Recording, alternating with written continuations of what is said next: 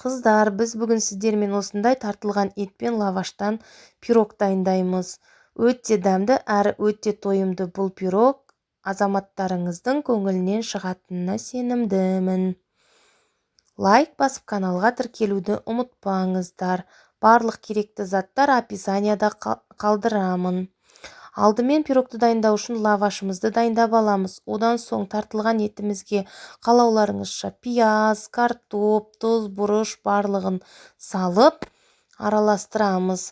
Енді лавашымызға майонезді жағып, оны қасықпен тегістеп шығамыз. Содан соң салмасын арасына жағып шығамыз.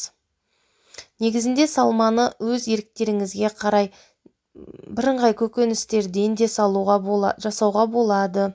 Мен осындай тартылған ет пайдаландым.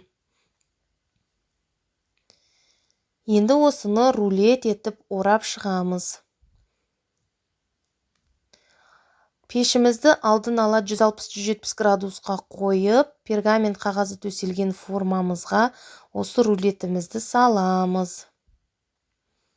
Барлығын осы кезекпен жасап шығамыз.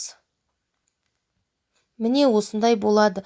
Енді осыны 40-45 минутқа 160-170 градус пешімізге бетіне майонез жағып жібереміз.